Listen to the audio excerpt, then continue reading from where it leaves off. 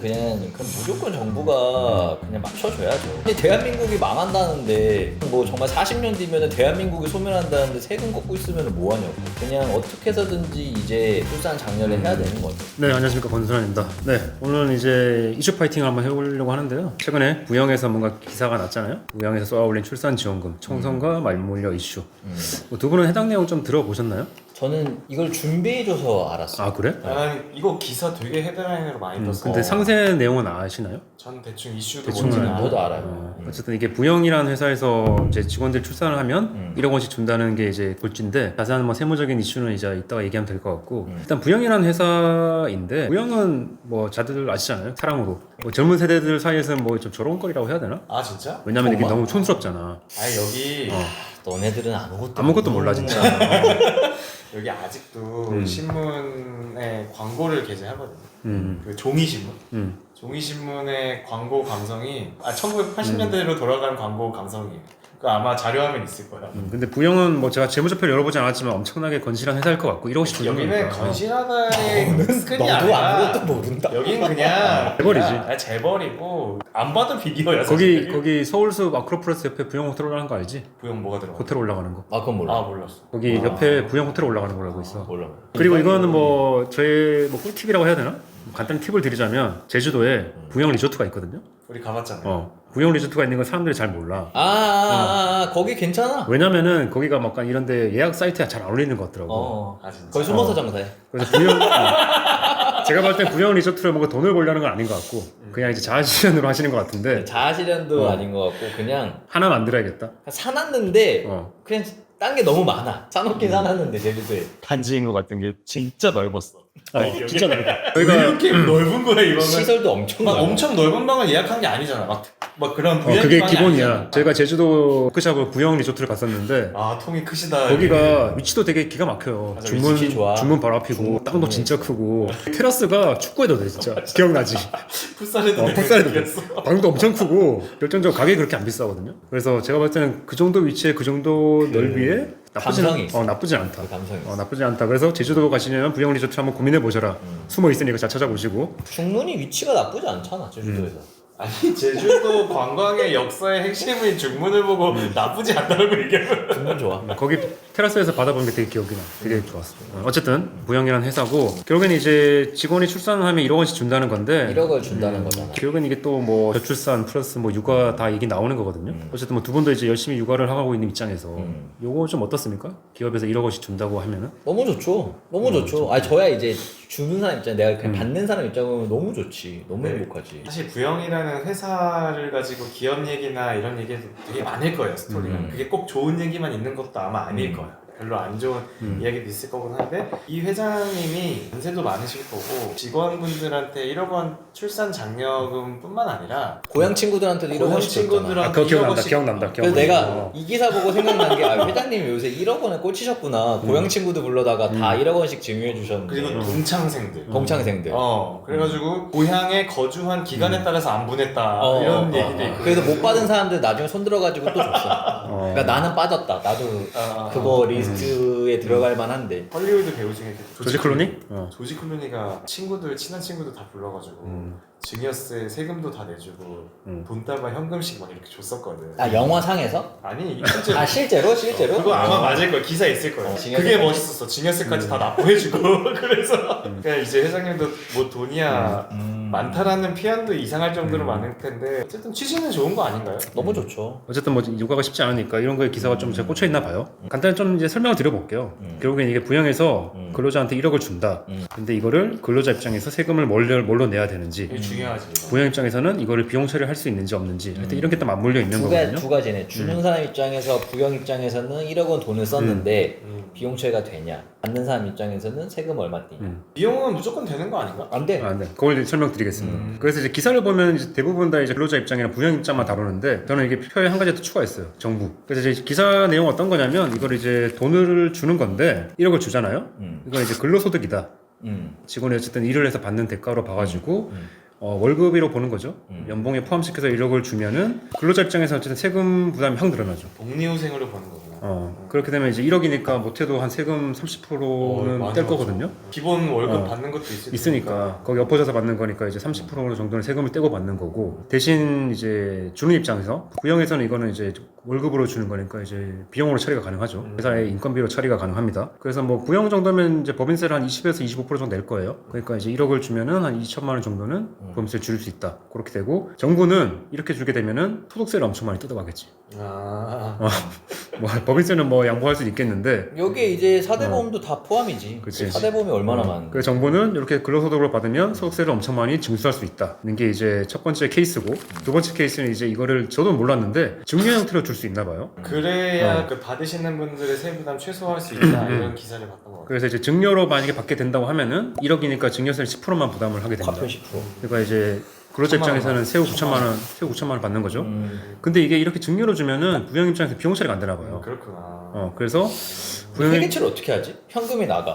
그냥 이거 테크니컬하게. 그러니까 복리후생비로 처리는 복리후생비에 하되 성금불산이 치는 거지. 성금불산이? 뭐 그렇게 될 것 같습니다. 그렇지 않을까? 그래서 이제 부영 입장에서는 이거는 그냥 고스란히 돈은 지급하되 비용 처리할 수 없는 입장인 것 같고, 이렇게 되면은 정부는 이제 증여세는 그래 1,000만 원만 먹을게, 대신 법인세를 엄청 뜯어가겠지. 그러니까 비용 처리 안 안 해준다는 되니까, 게 이제 법인세를 뜯어가는 이제 거죠. 뭐 갖고 가는 거죠. 그래서 결국에는 정부는 안 줘. 이래나 저래나. 정부가 지게.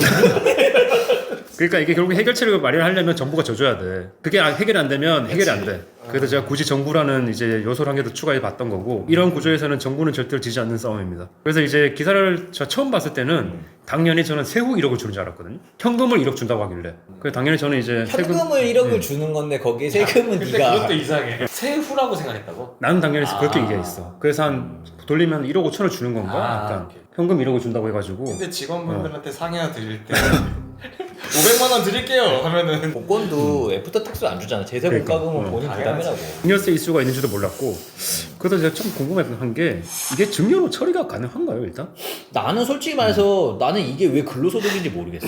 받는 사람 입장에서는 중요하지. 이게 왜 근로소득이야? 내가 그냥 논리를 짜본다라고 하면 근로소득이 아닌 논리를 내가 한번 짜본다고 하면 그러니까 근로소득이라는 게 단순히 고용관계를 유지하는 상태에서 뭔가 대가를 지급한다라고 보기보다는 좀 더 좁게 근로에 대한 대가로 돈을 받아야지만 근로소득이라고 주장할 것 같고 이거는 근로에 대한 대가가 아니라 출산에 대한 대가잖아. 그게 근로에 대한 대가 아닌가요? 아니지 근로 아예 다르지. 아 그래? 난 이제 그걸로 계속 논리를 펼쳐 나갈 거야. 그러니까 왜냐면 고용 관계를 유지한 상태에서 뭔가 보수를 받아. 그러면 다 근로라고 보는 것 같은데 고용 관계가 아니라 그냥 정확하게 쪼개 보면 월급은 내가 근로에 대한 일을 하는 거고 그냥 이거는 출산에 대한 대가니까 최소한 근로는 아니라는 난 논리를 만들어 볼 수 있을 것 같아. 근데 딱 이게 연장선이 있지 않을까요? 그러니까 이제 그거에 대한 판단일 것 같아. 그거에 대한 판단일 이슈가 것 되게 있을 것 같아요. 그러니까 사실 이건 선물이잖아. 선물. 선물이라고 나는 보여져서 예를 들어 상여나 성과급은 어떤 지금 얘기한 것처럼 부영이라는 회사를 위한 뭔가 효익을 제공하는 거잖아.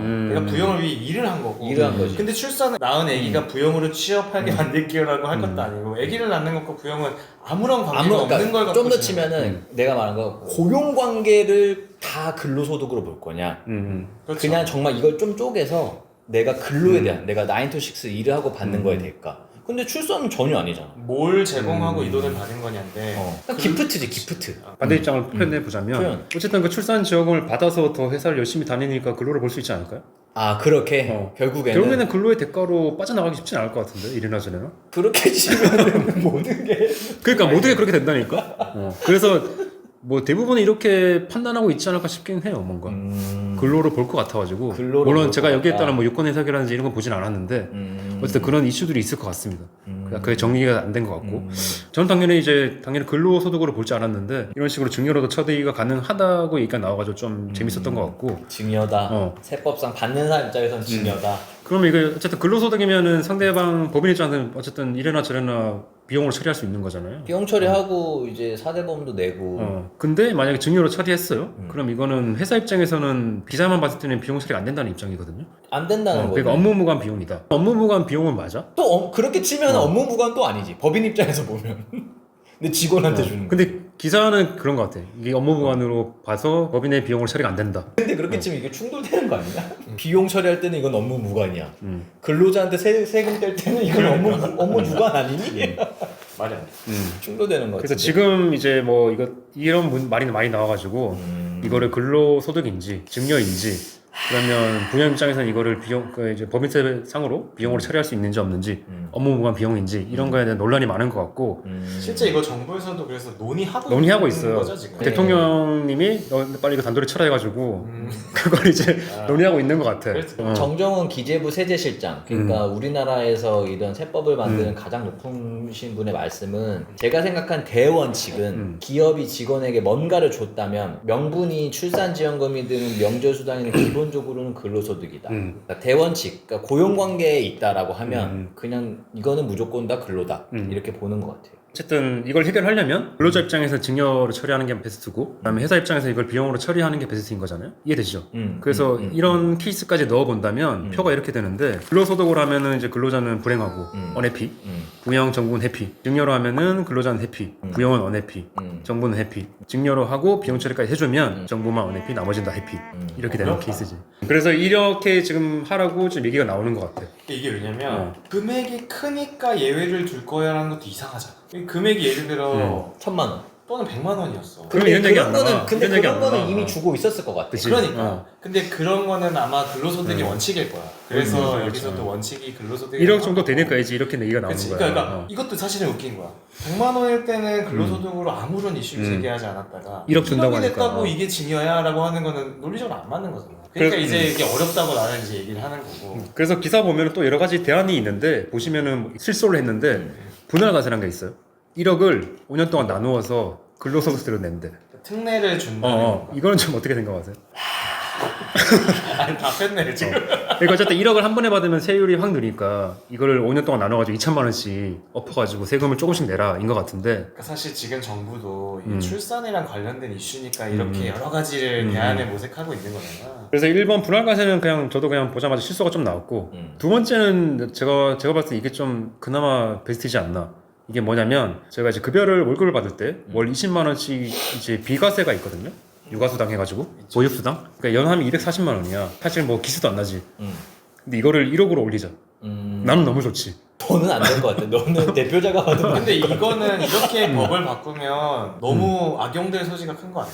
뭐 그럴 수는 있겠죠. 근데 어쨌든 이런 그게 대안도 있어. 나오는 것 이제 같아요. 뭐 부작용도 우려한다. 뭐 그래서 저는 이제 뭐 마무리 좀 해야 될 시간인 것 같은데, 결국에는 이게 지금 저출산이랑 그런 문제가 되게 많잖아요. 그래서 결국에는 이제 정부한테 뭔가 좀 영적으로 내놔라.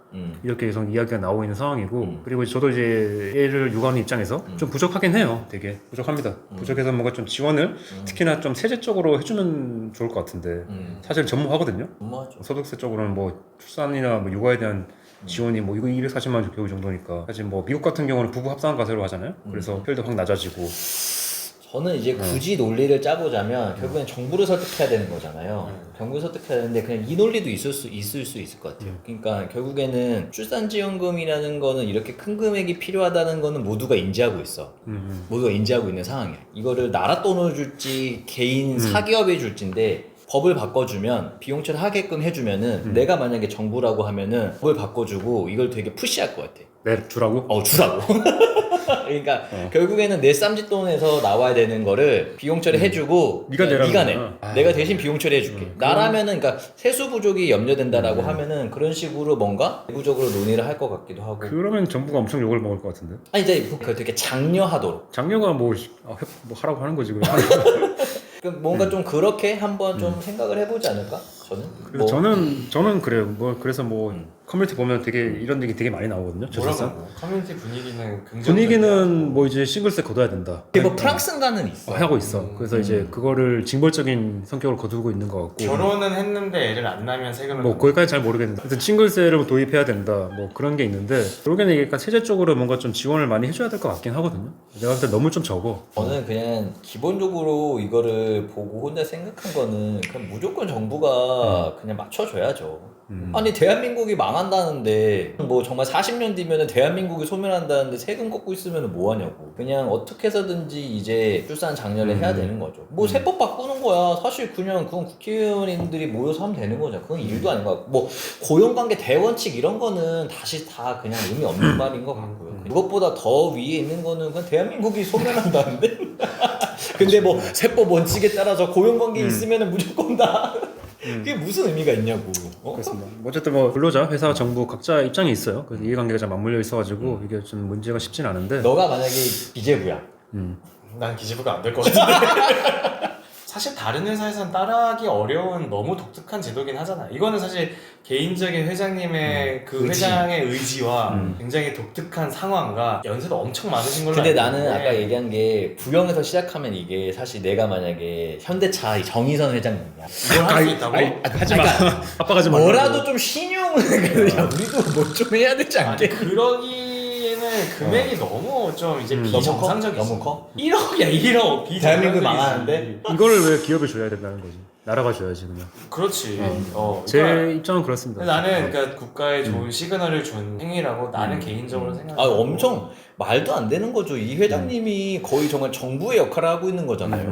아 왜냐면 맞아, 정부 인천인가가 역할 대신하고 있는 거야. 지자체에서는 막 1억씩 줘. 아 인천. 인천인가 지방이 있었는데. 지자체에서 거기서 진짜? 나면 준 데가 있었어. 그러니까 본인이 그냥 지자체 역할을 하고 계시는 거야. 근데 거기서 뭐 세금 뜯어가고 이러면 뭐 이제 그거는 좀 이상하지.